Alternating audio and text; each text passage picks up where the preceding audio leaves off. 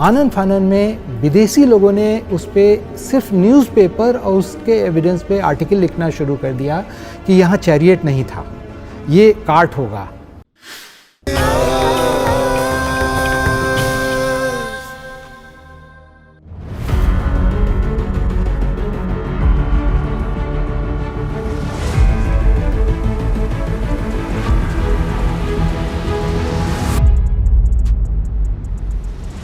भारत विकसित सभ्यता और समृद्ध सांस्कृतिक विरासत वाला देश। वेद पुराणों में वर्णित विषयों में यहाँ की हजारों साल पुरानी विकसित सभ्यता के उल्लेख मिलते हैं। रामायण और महाभारत जैसे महाकाव्यों में कला, साहित्य, लालित्य, युद्ध, परंपरा, रहन सहन से संबंधित हर विधा के साक्ष्य हैं। फिर भी रामायण और महाभारत के कथानकों को काल्पनिक बताकर यहाँ ऐसी किसी भी सभ्यता के होने पर प्रश्न चिन्ह खड़ा करने का निरंतर प्रयास किया जाता रहा है। परंतु सिंधु घाटी की सभ्यता की खोज ने उन तमाम ब्रिटिश औपनिवेशिक आख्यानों और उनके सांस्कृतिक आधिपत्य को गलत साबित किया, जिनमें कहा गया था कि श्रेष्ठ सभ्यता और परंपराओं का जन्म भारत में हुआ ही नहीं, जिसमें ये बताया जाता था कि पश्चिम ही सभ्य और विकसित हैं और पूर्व असभ्य, अशिष्ट, सामाजिक और सांस्कृतिक दृष्टि से हेय। सिंधु घाटी सभ्यता दुनिया की सबसे पुरानी नगरीय सभ्यताओं में से एक है। जब दुनिया भर में बर्बरता का दौर चल रहा था, तब सिंधु घाटी में सभ्यता के नए पैमाने गढ़े जा रहे थे। इस सभ्यता का विकास सिंधु और सरस्वती यानी आज की घग्गर नदी के किनारे हुआ। कालीबंगा, राखीगढ़ी, हड़प्पा, मोहनजोदड़ो, धोलावीरा और लोथल इसके प्रमुख केंद्र थे। इसकी खुदाई सबसे पहले वर्तमान पाकिस्तान में स्थित हड़प्पा में हुई, इसलिए इसे हड़प्पा सभ्यता भी कहा गया। ठीक ऐसे ही सिनोली के उत्खनन में जब एक के बाद एक दुर्लभ पुरावशेषों का मिलना शुरू हुआ, तो इतिहास के इन सुनहरे पन्नों को मिथक बताने वाले इतिहासकारों को सोचने पर मजबूर कर दिया कि दुनिया की तमाम प्राचीन सभ्यताओं में से भी कई मायने में उन्नत, लगभग 5000 साल पहले वैदिक संस्कृति पर आधारित ऐसी सभ्यता भारत में पुष्पित और पल्लवित हुई थी। दिल्ली से करीब 100 किलोमीटर दूर स्थित है एक छोटा सा गांव सिनोली, जहां खेतों में जुताई के दौरान किसान को जमीन में तांबे के टुकड़े मिले। तांबे की प्राचीन वस्तुओं के मिलने की सूचना के बाद एएसआई ने 2005 में खुदाई शुरू की और 1 साल के भीतर ही कई दफन स्थलों की खोज की गई। इस बरियल साइट को ताम्रपाषाण काल में भारत के सबसे बड़े ज्ञात कब्रों में से एक के रूप में माना जाता है। बरियल्स के अलावा यहाँ मिले 3 रथों ने भी पूरी दुनिया का ध्यान खींचा, जिसमें तांबे का काम और 2 पहियों वाला रथ उस समय की विकसित तकनीक का बेहतरीन प्रमाण है। रथों के साथ साथ 5 ताबूत, ढाल, बर्तन और 5 तलवारें मिली। ताबूत 4 पैरों वाले हैं और कब्रों में भूमिगत कक्ष भी मिले।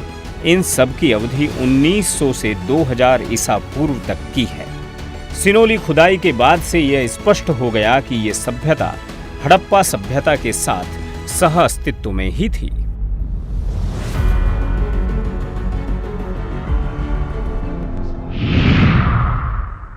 Sindhu Saraswati civilization, it's a great civilization और one of the oldest civilization of the world। अगर हम इसकी पृष्ठभूमि देखें तो कई नदियों के किनारे ये डेवलप हुई, खासकर जब मोहनजोदड़ो और हड़प्पा के डिस्कवरी और एक्सकवेशन के बाद ये धीरे धीरे इसका एक्सटेंट पता चलने लगा कि ये बहुत बड़ी सिविलाइजेशन है और इसका जो सांस्कृतिक फैलाव है वो बहुत दूर तक है।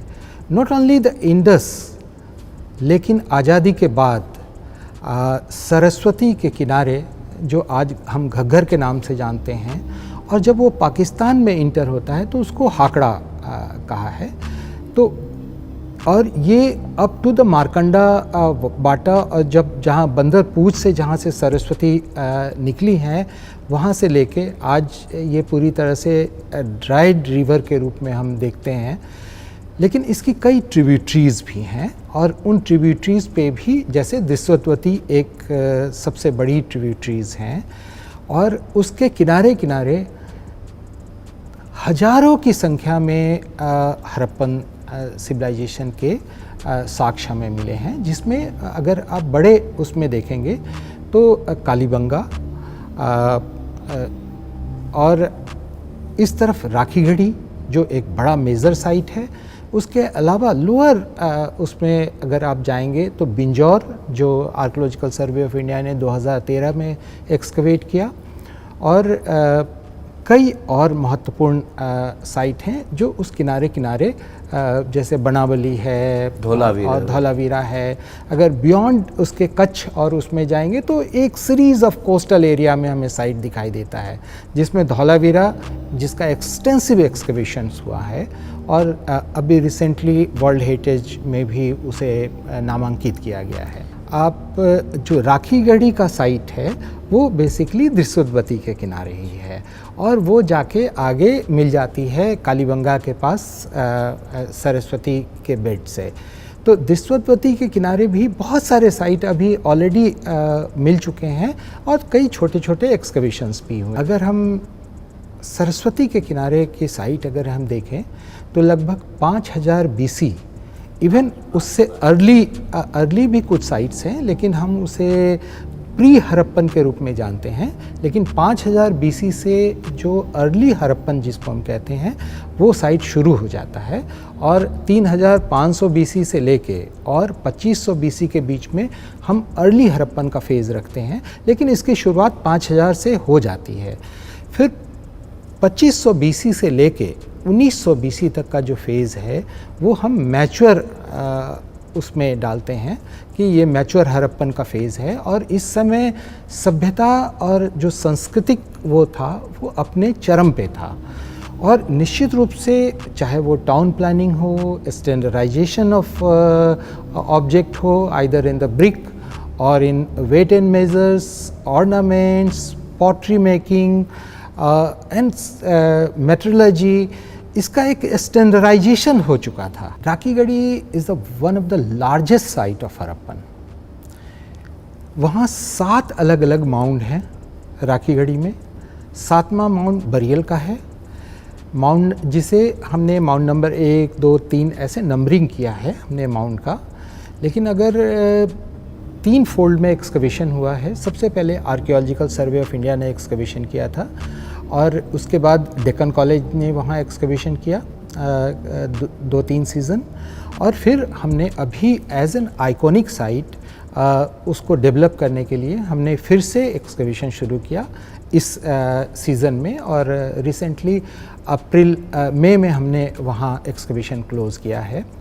और इस एक्सकवेशन में जो फाइंडिंग्स आए हैं वो निश्चित रूप से बहुत उत्साह देता है हमें एक्सकवेशन में।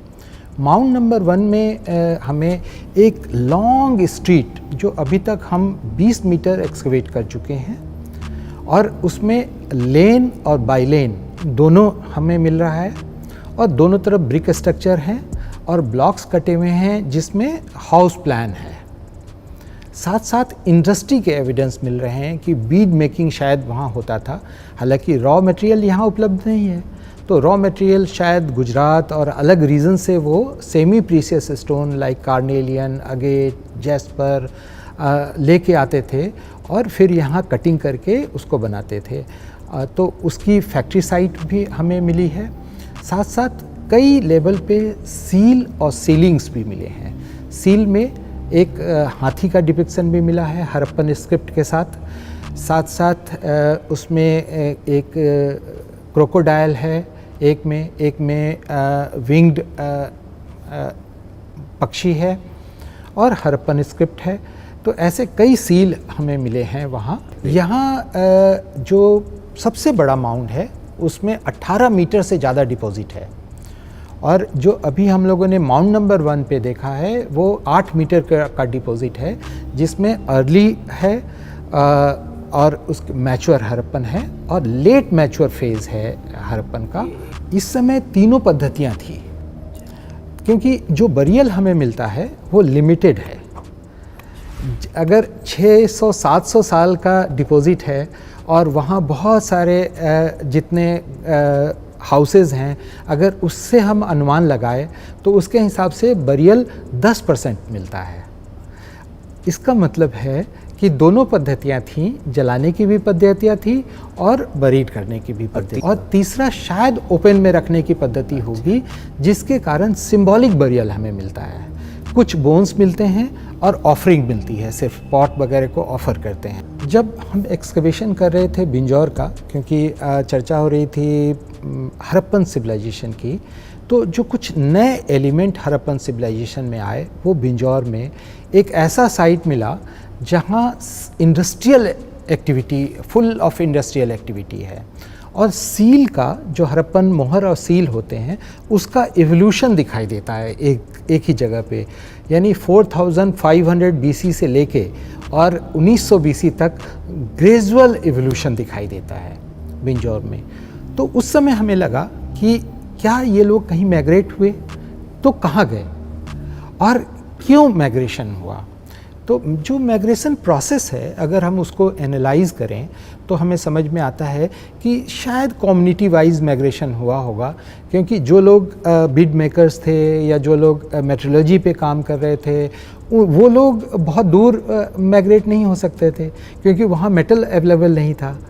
तो माइग्रेशन कैसे हुआ होगा उस समय, इसका अनुमान इस बात से लगाया जा सकता है कि किस तरह की इंडस्ट्री लगभग 2000-1900 BC में किस एरिया में डेवलप हुआ। मैं आनन फानन में एक चीज़ और बताना चाहता हूँ। आनन फानन में विदेशी लोगों ने उस पर सिर्फ न्यूज़पेपर और उसके एविडेंस पे आर्टिकल लिखना शुरू कर दिया कि यहाँ चैरियट नहीं था, ये कार्ट होगा, क्योंकि वो सारे जो थ्योरी पहले से एस्टेब्लिश थ्योरी उसमें फिट करने की कोशिश करने लगे। लाइक अस्को परपोला और जैसे स्कॉलर ने आनन फानन में आर्टिकल लिखना शुरू कर दिया। तो ये इम्पैक्ट हुआ सनौली एक्सकवेशन का। सनौली एक्सकवेशन में जो चीज़ें मिली वो इतनी महत्वपूर्ण थी, और दो कारणों से हमें वो मिला। क्योंकि हमारी जो टीम थी उस टीम में पूरी टीम ने मिलके जो काम किया उसमें 2 चैरियट जो इंटैक्ट थे, और 3 चैरियट बेसिकली 3 चैरियट मिले, और 5 कॉफिन बरियल मिले। उसके अलावा 2 शील्ड मिले और 5 तलवारें मिली। ये लगभग 1900 से 2000 BC की ये तलवारें हैं, और ये तलवार इतने इफ़ेक्टिव हैं कि इसमें जो हिल्ट है वो भी बहुत अच्छा बना है, और साथ साथ शील्ड का, तलवार का और रथ का मिलना ये दिखाता है कि यहाँ जो उस समय 2100 से लेके और उसके पहले एक ऐसा क्लास जो वॉरियर था जिसकी चर्चा लगातार, चाहे रामायण हो, महाभारत हो, वेद हो, दशराग युद्ध की बात हो, कहीं भी आप किसी भी ग्रंथ में अगर लेंगे तो वॉरियर की चर्चा हो। Because we have very advance technique of balancing 2 wheel, so it's a easy to evolve chariot is very easy because we have cart in 2 wheel. Archaeological evidence, all the 5 village mentioned in Mahabharata जिसको पांडवों ने मांगा था, या हस्तिनापुर के आसपास का area, या खांडव प्रस्थ का एरिया हो, या जितने विलेजेस मेंशन हैं महाभारत में, लगभग 26-27 विलेजेस प्रोमिनेंटली मेंशन है, उसमें से ज़्यादातर विलेज में आज भी 1700 से 1920 के एविडेंसेस मौजूद हैं। और अगर हम उस समय की सांस्कृतिक इसको अवशेषों को देखें, खासकर जो महाभारत में जो रिफ्लेक्ट करता है वॉरियर क्लास, एलिट, वो दिखाई देता है 1900 से 1700 के बीच के एविडेंसेस में, जिसे आज से पहले और अभी के सिनेरियो के पहले हम डार्क एज के नाम से जानते थे। लेकिन अब अभी कोई डार्क एज नहीं है और we have several site related to this particular period. तो ये बहुत क्रूशियल है ये समझने के लिए कि लिटरेचर को और आर्कियोलॉजिकल एविडेंस को मल्टी डिसिप्लिनरी अप्रोच के साथ, चाहे वो एस्ट्रोनॉमी हो, चाहे हमारे पौराणिक जीनोलॉजी हो या आर्कियोलॉजिकल रिमेन्स हो, इन सब को समग्र रूप से स्टडी करके किसी चीज़ को इंटरप्रेट करना ज़्यादा बेहतर हमें लगता है।